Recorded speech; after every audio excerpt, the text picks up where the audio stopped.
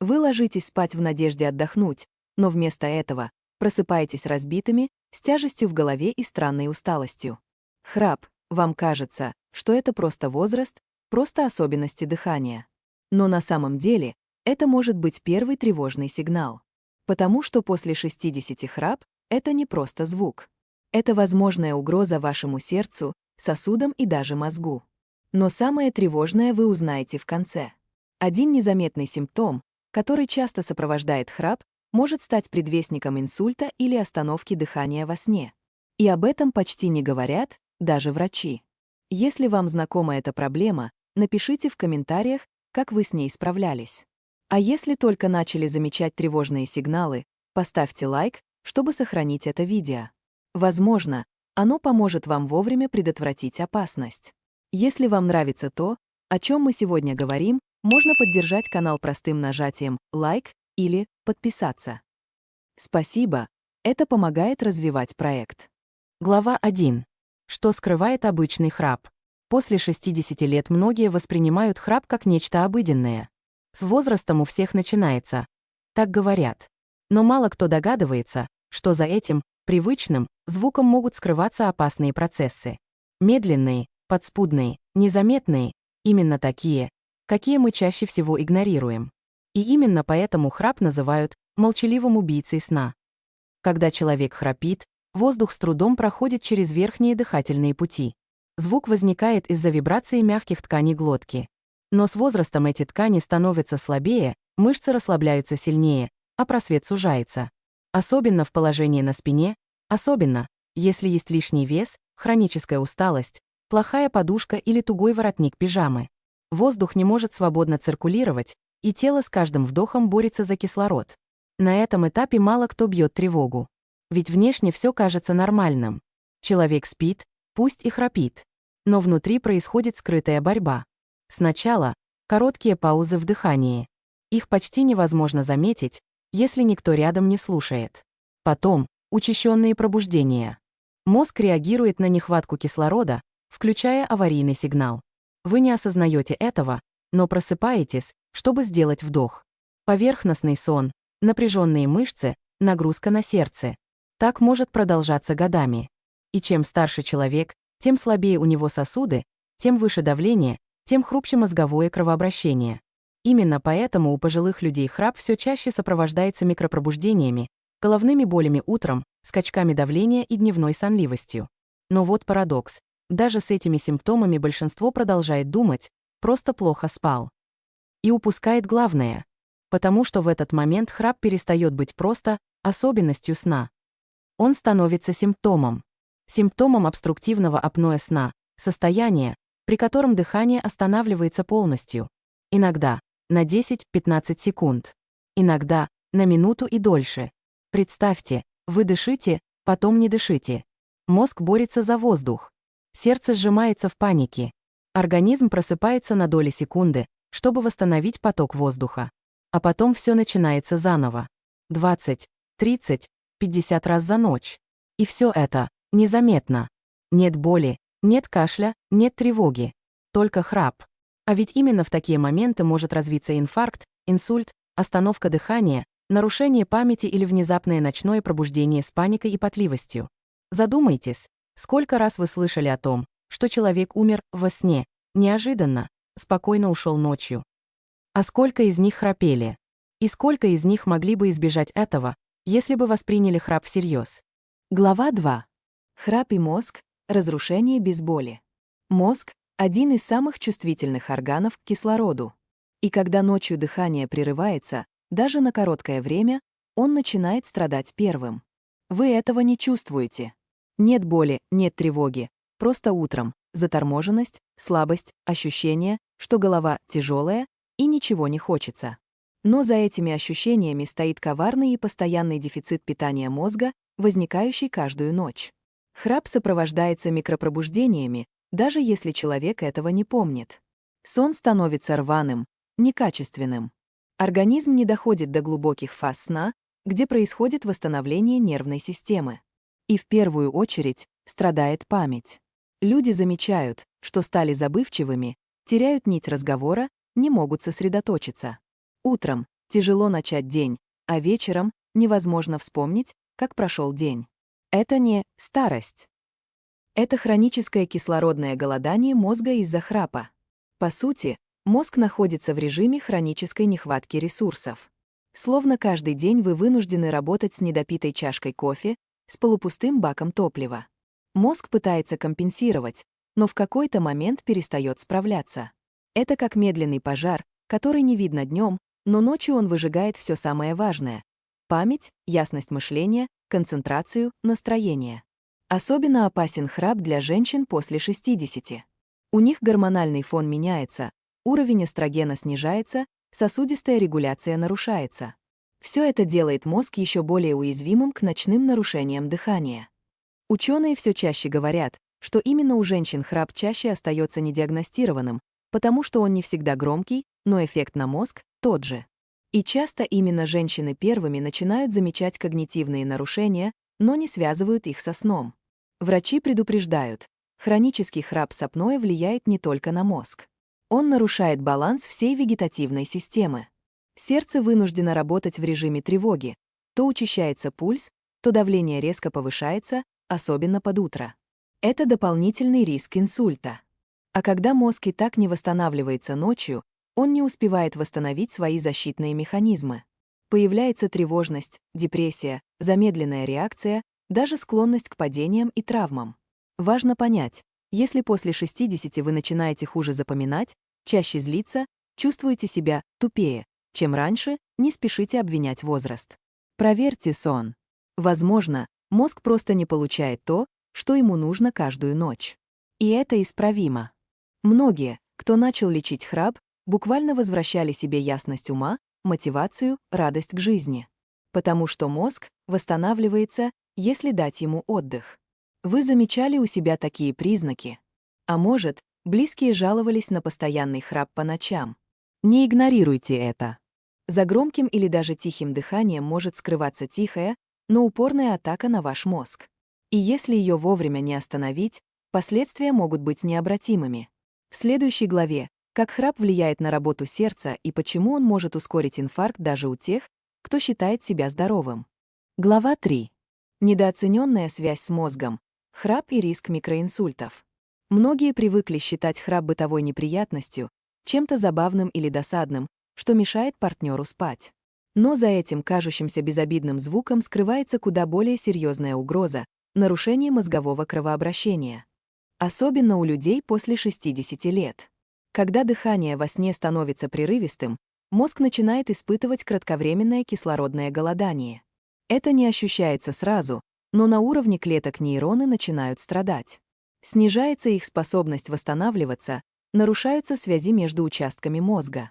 Такие скрытые удары могут длиться годами, до тех пор, пока не произойдет первый микроинсульт. Но как понять, что вы уже близки к опасной черте? Один из тревожных сигналов — утренние головные боли, особенно в области затылка. Многие списывают это на возраст, давление или усталость. Но частые, тупые, повторяющиеся боли после сна могут быть следствием ночной гипоксии. Еще один маркер — внезапное забывание простых слов, имен, последовательностей. Человек может терять нить разговора, путаться в счете, ощущать туман в голове. Все это — последствия микроинсультов, которые происходят ночью, пока организм пытается бороться с нарушением дыхания. При этом внешний человек может выглядеть бодрым.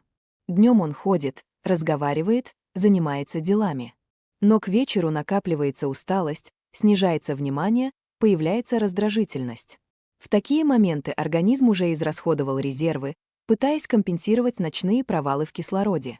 Чем дольше это продолжается, тем выше риск серьезного сбоя, обширного инсульта, потери памяти, нарушений координации. Вы когда-нибудь просыпались с ощущением, что спали вроде бы 8 часов, но все равно будто не выспались? А может, замечали, что память стала хуже, чем год назад? Подумайте, возможно, это не просто возраст. Это может быть сигнал, что мозг страдает каждую ночь. И без вмешательства это состояние будет только усугубляться. Особенно важно учитывать, что у мужчин после 60 лет риск апноэ во сне резко возрастает из-за изменений гормонального фона, снижение тонуса мышц дыхательных путей и общего ослабления сосудистой системы. У женщин после 60 тоже растут риски, особенно после менопаузы. Ночные остановки дыхания могут длиться до 10-20 секунд и повторяться десятки раз за ночь. При этом человек не просыпается полностью, но его мозг каждый раз запускает стрессовую реакцию, поднимает давление, выбрасывает гормоны и снова засыпает. Такие всплески – дополнительный удар по сосудам мозга. Но есть ли способ вовремя остановить этот процесс? Глава 4. Апноэ – молчаливый провокатор катастроф. Что происходит с сердцем и сосудами? Каждую ночь, когда человек старше 60 лет засыпает и погружается в глубокий сон, его тело начинает цикл восстановления, замедляется пульс, снижается артериальное давление, активизируется очищение клеток мозга от токсинов. Это время, когда организм должен восстанавливаться. Но если дыхание внезапно останавливается на 10, 15, а порой и 30 секунд, все меняется. Вместо отдыха тело получает стресс, сердце начинает работать в аварийном режиме, а сосуды – сжиматься и расширяться в панике. Так проявляется синдром обструктивного апноэ сна. И если храп – это лишь вершина айсберга, то апноэ – его подводная часть. Именно оно создает в организме серию микроскопических взрывов. Каждый эпизод апноэ – это как удар по сердцу и сосудам. Артериальное давление скачет вверх, нарушается приток крови к мозгу, сердце начинает работать рывками. Причем большинство людей даже не догадываются, что с ними это происходит. Ведь они не просыпаются полностью, не помнят остановок дыхания, но последствия ощущают днем в виде вялости, тревожности, боли в груди и скачков давления. Особенно опасно апноэ для тех, кто уже страдает гипертонией, а таких среди людей 60+, большинство. У таких пациентов после ночей с эпизодами апноэ давление по утрам нередко бывает критически высоким, а сердце перегружено. Организм как будто всю ночь бежал марафон. Часто именно эти пациенты становятся жертвами утренних инсультов и инфарктов, когда сосуды не справляются с нагрузкой, накопленной за ночь. И это не гипотеза, это подтвержденный медицинский факт. Исследования показывают, что люди с тяжелым апноэ имеют в 2-3 раза более высокий риск сердечно-сосудистых катастроф. Но апноэ не только разрушает сердце. Оно буквально старит сосуды. Постоянное чередование кислородного голодания и резкого насыщения кислородом вызывает воспаление сосудистых стенок. В них образуются микротрещины, в которых со временем скапливается холестерин. Так формируются бляшки, сужаются просветы сосудов, а это прямая дорога к атеросклерозу и тромбозам. Каждый такой сбой – еще один шаг к сосудистой катастрофе. Еще один важный момент – влияние на биологические ритмы. При апноэ сбивается выработка мелатонина, гормона сна. А это означает, ухудшается не только ночной отдых, но и регуляция давления, сахара и даже иммунитета. Нарушения сна по типу апноэ нарушают всю систему, разлаживают внутренние часы и запускают цепочку реакций, которая сказывается даже на уровне клеток. Многие пожилые люди жалуются на холодные руки и ноги, головокружение при вставании, нестабильное давление. Часто они лечат сосуды, принимают таблетки, но не догадываются, что истинная причина в храпе и апноэ, которые каждую ночь разрушают их сосудистую систему изнутри. Что происходит дальше, если не вмешаться? Ответ в следующей главе. И он вас удивит. Глава 5. Почему храп может ускорить старение мозга и привести к когнитивным сбоям? Когда человек засыпает, мозг не отдыхает, он очищается, обновляется, сортирует воспоминания, восстанавливает нейронные связи.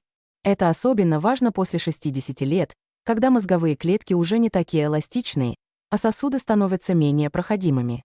Именно ночью мозг убирается. Лимфатическая система буквально вымывает из него токсины, включая белки, связанные с развитием деменции. Но если в этот момент организм страдает от храпа и апноэ, этот процесс нарушается. При каждом эпизоде апноэ мозг испытывает кислородное голодание. Это не метафора, а физиологический факт. Нехватка кислорода даже на несколько секунд может повлиять на работу гиппокампа, участка мозга, отвечающего за память и обучение. Исследования показывают, у людей с хроническим апноэ объем серого вещества в этой зоне снижен. Они чаще забывают простые вещи, теряют концентрацию, становятся рассеянными. Пожилые люди часто жалуются: раньше все помнил, а теперь то имена путаю, то посуду на плиту забыл. Это могут быть первые сигналы не просто возрастных изменений, а реальных когнитивных нарушений, связанных с нарушениями сна. Причем большинство не связывает это с храпом. А зря. Ночные остановки дыхания провоцируют микроинсульты, небольшие участки гибели клеток, которые накапливаются с годами. Внешне это может проявляться как ухудшение настроения, депрессия, снижение скорости мышления. Особенно коварно то, что мозг не болит. Он не подает тревожных сигналов напрямую. Поэтому человек может годами игнорировать храп, не подозревая, что теряет память, реакцию и способность к обучению. Нарушения сна влияют и на эмоциональную сферу. Люди становятся раздражительными, тревожными, у них нарушается регуляция эмоций. Возникают вспышки гнева, плаксивость, нестабильное настроение. Кроме того, сон, прерываемый храпом и апноэ, не позволяет мозгу погружаться в глубокие фазы. А именно в этих фазах происходит регенерация нейронов. Без них – ускоренное старение мозга. Усталость накапливается, как пыль на полках. Вначале это незаметно, но потом все труднее воспринимать новую информацию, ориентироваться в пространстве, удерживать внимание. Также нарушается синтез нейромедиаторов, веществ, отвечающих за связь между клетками мозга. Если их не хватает, падает настроение, усиливается риск депрессии и даже возрастной деменции. Исследования подтверждают, у пожилых людей с тяжелым храпом риск болезни Альцгеймера выше в несколько раз. Все это не пугающая теория, а реальность для миллионов. Именно храп, ночные перебои дыхания и недостаток кислорода могут стать триггером невозвратимых изменений. Это словно ржавчина, которая годами разъедает внутри, незаметно и без боли. А потом – диагноз, к которому никто не был готов. Можно ли прервать эту цепочку? Да, но действовать нужно вовремя. И об этом прямо сейчас, в финале. Когда молчание ночью оборачивается бедой днем. Храп – это не просто звук. Это сигнал. Это предупреждение организма о том, что внутри происходит нечто опасное. Годами его игнорируют. Сосед по кровати привыкает, родственники шутят, а сам человек считает это особенностью возраста. Но храп – не возрастной анекдот. Это молчаливый крик тела, которому не хватает воздуха. И, возможно, уже не хватает времени. После 60 лет многие списывают все на усталость, давление, погоду. Но мало кто связывает забывчивость, перепады настроения, тревожность и даже высокое давление с тем, что происходит ночью. А ведь именно ночью, пока тело вроде бы спит, мозг может страдать. Страдать молча, без боли, без симптомов, пока не станет поздно. Храп – это как ржавчина на опорах моста. Снаружи все кажется надежным, а внутри уже идет разрушение. Поначалу не слышно, не видно, но в какой-то момент – обрушение. Инсульт, инфаркт, деменция. И тогда люди спрашивают, почему? Мы ведь ничего не замечали. Но сигнал был. Он звучал каждую ночь. Почему об этом мало говорят? Потому что храп – это интимная, почти стыдная тема. Его не обсуждают с друзьями. О нем редко спрашивают на приеме у врача. Люди молчат. А болезнь – нет. Она растет в тени. И однажды становится сильнее. Но все можно изменить. Именно сейчас. Первым шагом может быть не лекарство, а внимание. Прислушайтесь. Если вы или ваши близкие храпите, не отмахивайтесь. Не говорите «да, все храпят». Храп с остановками дыхания – это уже сигнал тревоги. Его можно проверить. Можно обследовать. И, главное, можно остановить цепочку последствий. Сегодня доступны простые методы диагностики, от домашних приборов до профессиональных исследований сна. Врач-сомнолог, невролог или кардиолог – те, кто могут помочь. И если вы обратитесь вовремя, то избежите того, о чем потом трудно говорить вслух. Запомните, даже одна ночь плохого сна может повлиять на память, давление и настроение. А месяцы и годы способны изменить ход жизни. Поэтому каждый, кто старше 60 лет, должен знать, храп – это не норма. Это симптом. И он заслуживает внимания. Если вы смотрите это видео, значит, уже на шаг ближе к осознанности. Поделитесь им с теми, кто тоже может быть в зоне риска. Родители, супруги, соседи, друзья. Возможно, именно ваша забота спасет чью-то память, сердце, жизнь. Берегите сон. Берегите дыхание. Берегите себя, даже во сне.